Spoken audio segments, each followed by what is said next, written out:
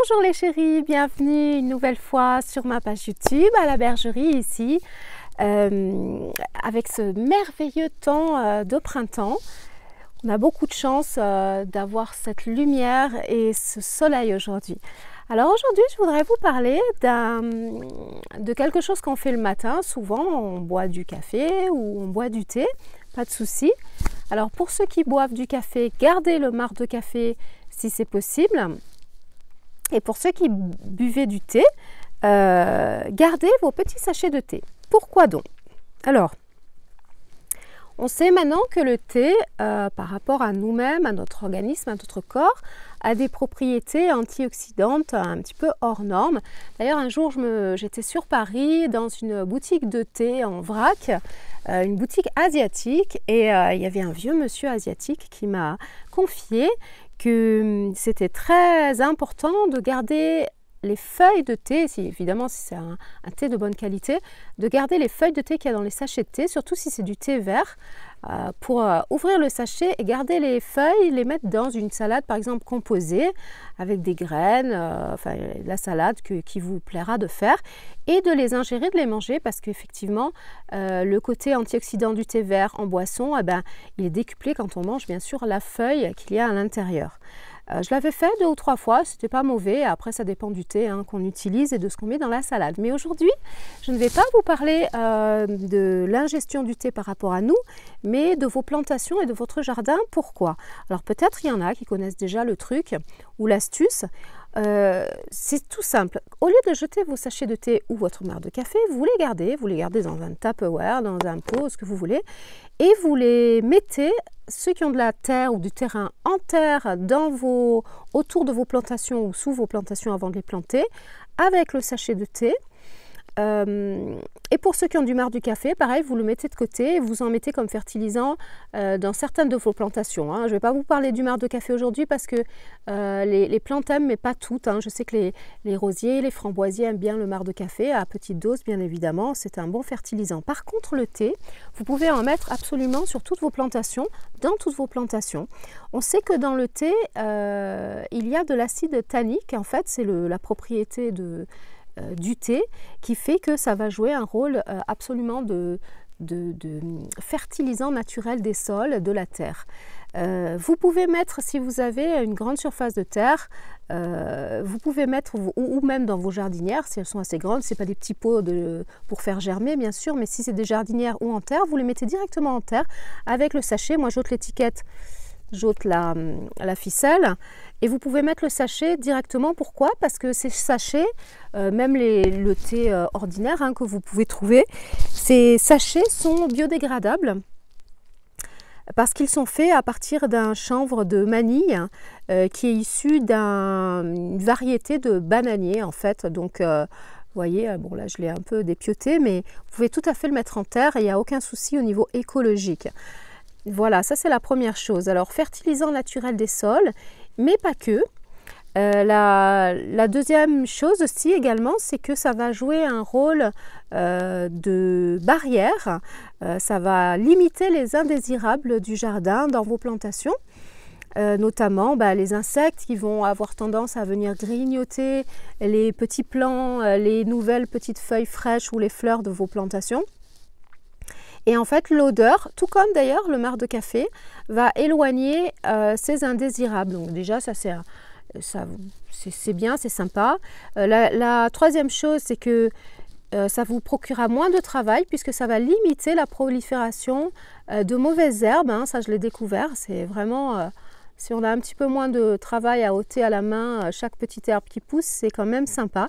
D'ailleurs, les coquilles d'œufs aussi, les coquilles d'œufs crues, j'insiste, si vous faites un gâteau ou des crêpes, vous récoltez les coquilles d'œufs, vous les broyez, vous les mettez autour par contre de la plante. Ça va limiter justement que les escargots, les limaces viennent parce qu'elles vont être gênées, et ça va aussi fertiliser la terre. La quatrième chose, c'est que si vous avez un compost, vous gardez les sachets de thé, vous les mettez dans votre compost, et ça justement, l'acidité qu'il y a dans le thé dans cet acide tannique va accélérer le processus de décomposition des autres matières et fruits, légumes, enfin toutes les matières que vous avez ajoutées à votre compost. Et ça va fertiliser également, bien sûr, puisque ça fertilise la terre, ça va fertiliser avec des nouveaux nutriments votre compost qui sera de meilleure qualité.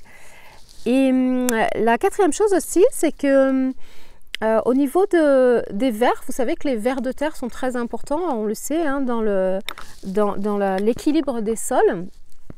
Ça aère les sols, ça fertilise le sol. Et bien justement, si vous mettez des sachets de thé dans vos sols, les vers, après décomposition des petits sacs de chanvre de manille, les vers vont manger donc les feuilles de thé et à leur tour, ils vont produire un fertilisant plus riche en micronutriments. Donc voilà, c'est vraiment dommage de jeter ces sachets de thé à la poubelle quand ça peut servir autant à la terre et à avoir des plants qui vont pousser plus vite, qui vont être de meilleure qualité et éloigner les indésirables. Donc vraiment, je vous recommande de garder vos sachets de thé, même si c'est des sachets classiques de thé noir ou du thé vert comme moi, de les mettre de côté, de les mettre soit dans votre compost, donc soit dans vos plantations. Vous voyez, moi par exemple, je récupère des petits, en ce moment, des petits, comment dire, pots de yaourt. Oui, là il y a la tronçonneuse.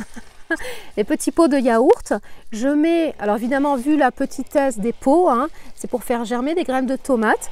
Donc je mets dedans, j'ouvre le sachet de thé puisque je ne vais pas mettre un sachet de thé entier dans un tout petit contenant comme ça c'est sûr. Donc je mets le thé dedans, voilà. Ensuite j'ai pris un peu de terre qu'on a tamisée parce qu'elle est assez caillouteuse, donc c'est de la très belle terre. Je mélange un peu. Voilà, ça c'est pour faire des plants de tomates. Récemment j'ai mangé une tomate qui avait un goût absolument extraordinaire. Et donc en la mangeant, j'ai récolté des petites graines de tomates. Je ne sais pas si vous voyez. Donc vous prenez votre petite pot avec la terre dedans et le thé. Donc ça va faire germer vos graines beaucoup plus vite. Vous mettez, en les séparant, quelques graines de tomates. Voilà, pas toutes. Vous les enfoncez un tout petit peu sous la terre, de pas beaucoup, hein, puisque c'est juste pour les faire germer, pour avoir des petits germes, qu'une fois qu'ils auront 2-3 cm et que le temps le permettra, on les plantera en terre. Voilà, et après, là j'ai pas d'eau, mais vous arrosez un tout petit peu, voire même vous vaporisez un tout petit peu les graines avec de l'eau. Et ça va vous donner des petits plants de tomates. Alors évidemment, en ce moment, vu le confinement, les magasins sont fermés. Il paraît que les jardineries viennent d'ouvrir. Tous les gens se jettent sur les plants. Donc à défaut de pouvoir aller en acheter pour le moment, j'ai décidé de les planter moi-même. Hein. Vous pouvez garder vos pépins de poivrons. Vous pouvez faire germer de l'ail dans de l'eau. Et toutes vos graines, en fait, vous pouvez les planter comme ceci en attendant que ça germe. Voilà mes chéris, donc merci beaucoup. Désolée pour ce bruit de tronçonneuse, on est en train de fabriquer homemade un poulailler. Et là, il est en train de tronçonner des troncs pour faire des supports et des planches. Donc désolée du bruit. En tous les cas, je vous souhaite une très très belle après-midi. Et je vous dis à bientôt. Merci beaucoup de me suivre sur ma chaîne YouTube que je viens d'ouvrir après celle que j'avais fait sur Facebook Saison à la bergerie avec Lorraine. Ici c'est la fille de la bergerie, la page. Vous avez l'en-tête pour vous abonner.